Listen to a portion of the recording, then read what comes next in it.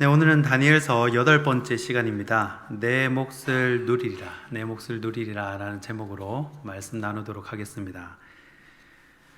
오늘은 다니엘서 마지막 시간입니다. 앞서 다니엘 11장까지는 이 미래의 세계 열강들의 패권이 어떻게 흘러가는지를 보여줬다면, 오늘 12장 말씀은요, 훅 건너뛰어서 이 종말에 관한 말씀입니다. 1990년대만 해도 사람들은 종말에 대한 관심이 굉장히 많았습니다. 2000년이 되면 세상이 끝이 난다라든지, 아니면 전 세계가 이 전산의 오류 때문에 힘들어질 것이다, 등등 많은 이단이 생겨나고 또 여러 가지 이상한 소문들이 돌았습니다. 요즘은 종말보다는 이 현재에도 관심이 많은 것 같습니다.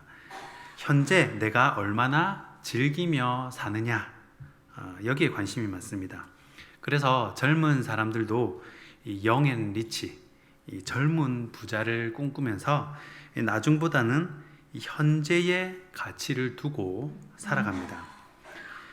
그러나 인간은 누구나 이 죽음의 요단강을 건너야 하고, 또 세상의 마지막 때는 반드시 온다라고 성경은 그렇게 기록합니다.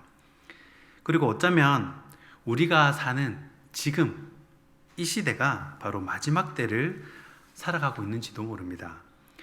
그렇다면 이 마지막 때를 살아가는 신앙인들이 붙들어야 할 소망은 무엇인지, 오늘 다니엘서 12장 이 말씀을 통해서 한번 살펴보고자 합니다. 첫 번째는 좋은 모델이 되라입니다.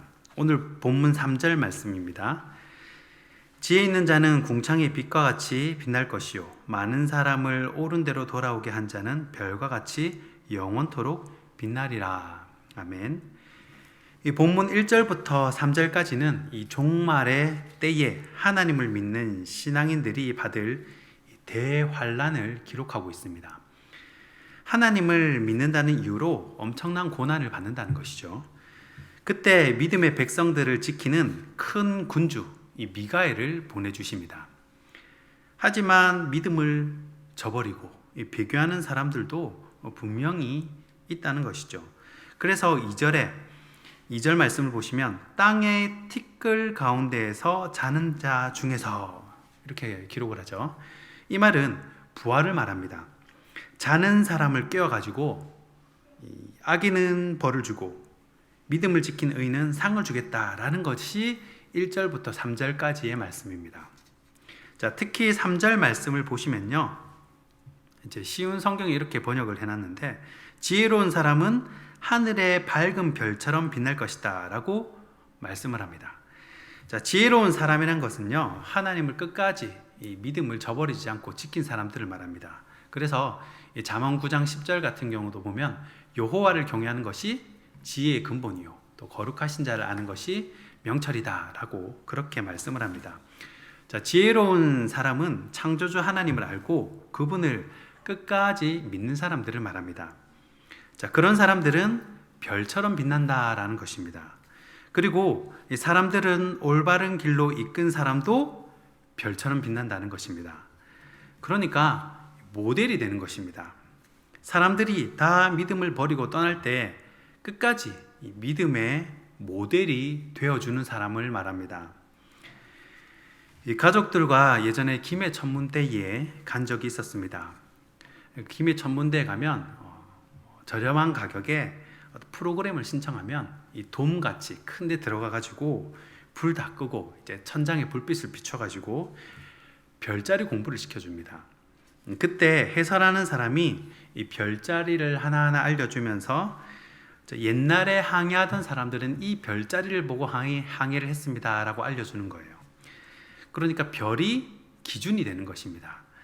그 기준이 되는 별을 찾는 방법도 알려주는데, 이제 북두칠성 국자 모양의 얼마 그 폭만큼 내려와서 오른쪽 편에 이렇게 있다, 이렇게 알려줍니다. 그런데 그 별이 수많은 사람들의 그 항해의 길잡이가 되고 또 기준이 되어준다라는 것입니다. 이 믿음을 지키기 어려울 때가 있습니다. 특히 마지막 환란의 때에는 이 믿음을 더욱 지켜내기가 쉽지가 않습니다. 그때 별과 같이 묵묵히 지켜내는 그 모델이 필요하다라는 것입니다. 자, 코로나가 되니까 더 그렇죠. 아무래도 이 신앙이 나태해지고 또 교회에 오는 것보다 집에서 영상으로 예배를 대신하는 것이 훨씬 편하다는 것입니다.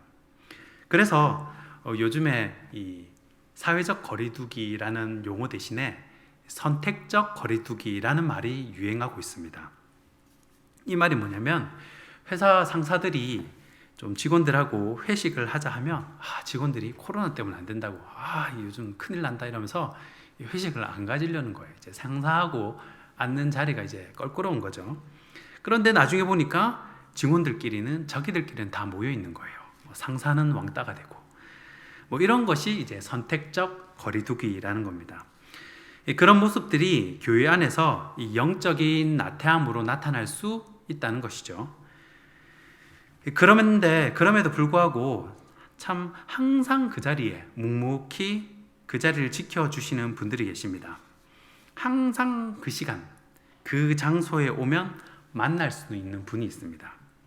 늘 그 시간 기도의 자리를 지켜주시고 늘 그 시간 예배의 자리를 지켜주시고 신앙의 모델이 되어주시는 분들이 계시다는 겁니다.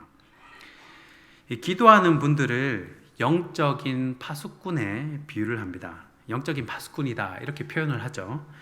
왜 그렇게 표현을 하는지 생각을 해보면 다 파수꾼일 수는 없습니다. 그렇죠? 이 파수꾼은 많지가 않습니다. 그런데 사람들이 다 자고 있어도 이 파수꾼은 안 자고 성을 지키는 것입니다. 그러다가 누가 쳐들어오면 깨워주는 거죠. 우리 교회도 곳곳에 파수꾼과 같은 하늘의 별과 같은 성도분들이 많이 계십니다. 새벽 예배 왔다가 또 남몰래 또 화장실 청소를 하시고 가시는 성도님, 또 주중에 교회에 청소를 하셨는데도 또 토요일에 나와가지고 또 돌아보고 또 챙기는 성도님, 어려운 기간이나 어려운 사람들 남몰래 도와주시는 그런 성도님, 또 이 주의 종이라 목사라 극진히 섬겨주시는 성도님, 곳곳에 이런 별과 같은 성도님들이 우리 교회에 많이 계십니다. 그런 분들이 모델이 되는 거예요. 그래서 자녀들도 그 부모를 보고 배우는 겁니다.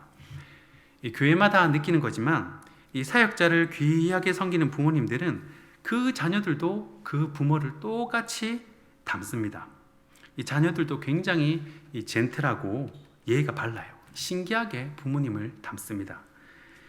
저도 저희 부모님을 보면 하여튼 그 없는 살림에도 월급을 받으면 다른 것은 다 줄여도 교회에 바치는 헌금은 먼저 딱 떼놓으시더라고요. 좀 경조사가 많고 돈 나가는 일이 많은 달이 있지 않습니까? 일절 타협이 없습니다. 어떻게 하나님이 것에 손대냐고 그러면서, 제가 초등학교 시절이었거든요. 보고 배우는 겁니다.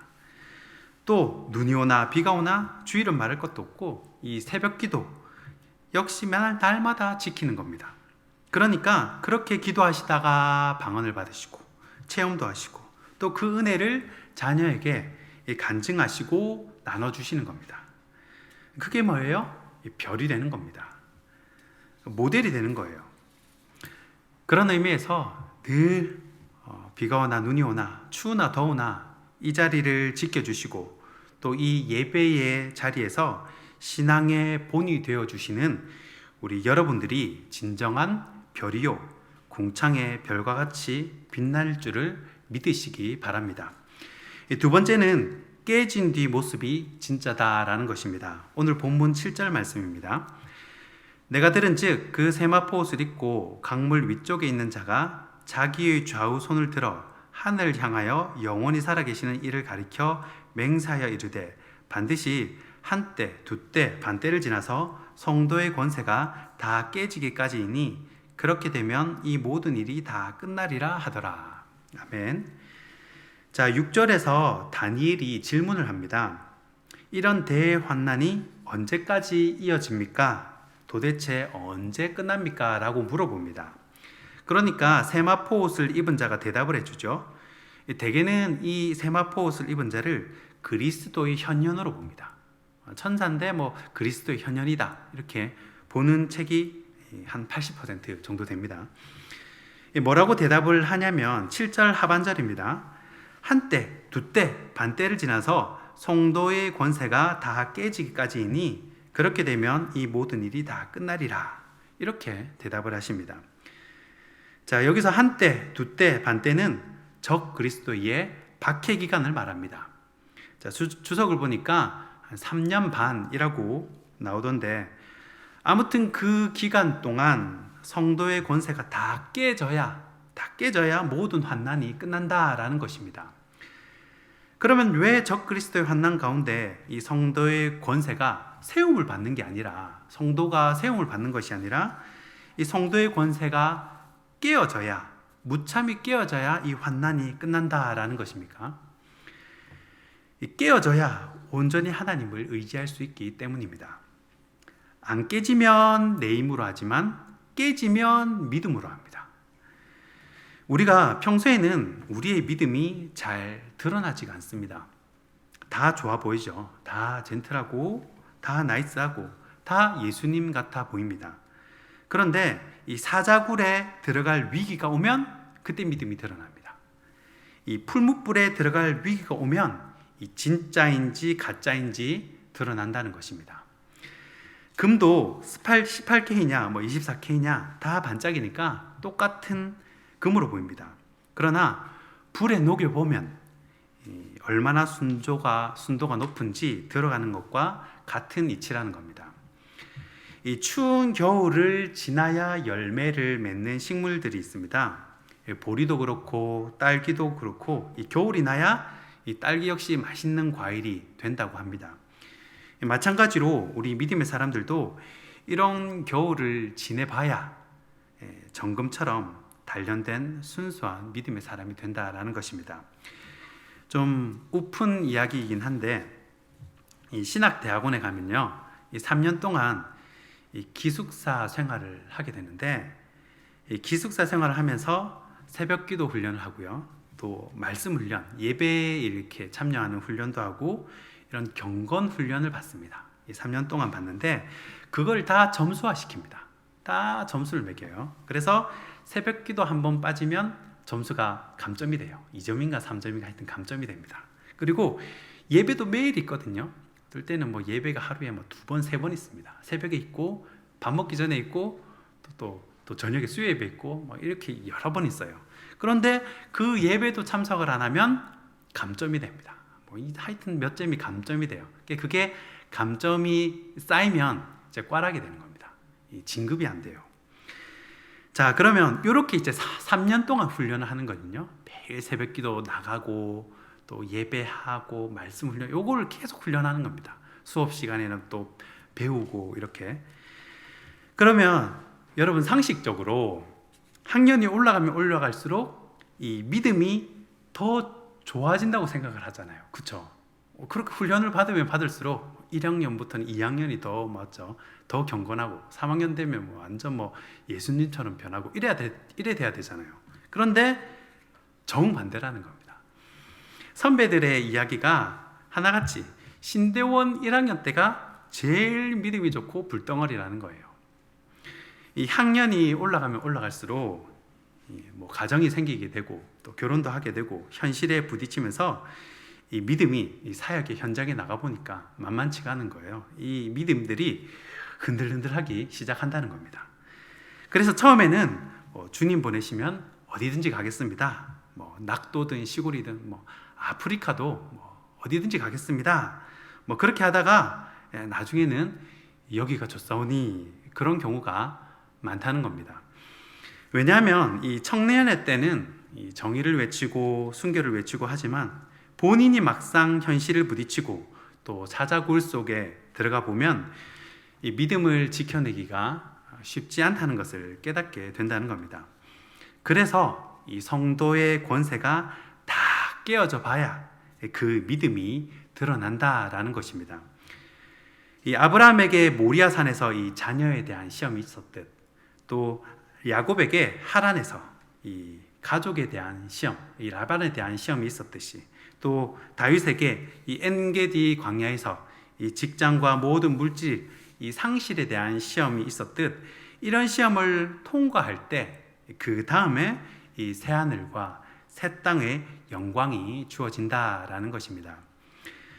이 마지막 세 번째입니다. 세 번째는 내 몫은 반드시 챙겨주신다라는 것입니다. 오늘 본문 13절 말씀입니다. 너는 가서 마지막을 기다리라. 이는 내가 평안히 쉬다가 끝날에는 내 몫을 누릴 것임이라. 아멘.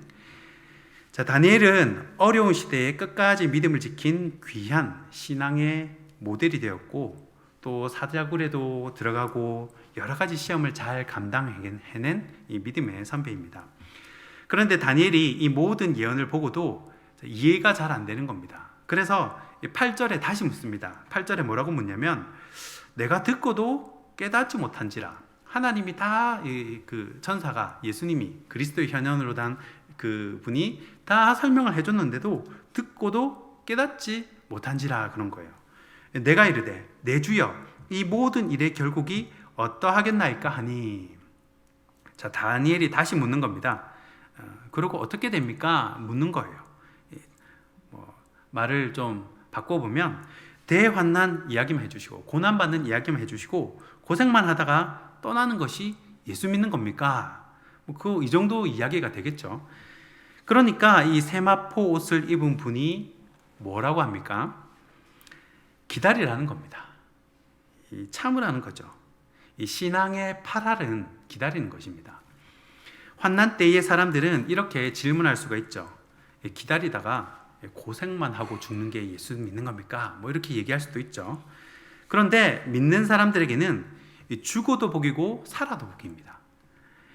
이 잘못이 있다면, 여러분, 내가 죄가 있어요. 잘못이 있다면 여러분, 이 땅에서 벌을 받는 것이 낫겠습니까? 아니면 이 땅에서는 잘 먹고 잘 살고 죽고 나서 벌을 받는 게 낫겠습니까?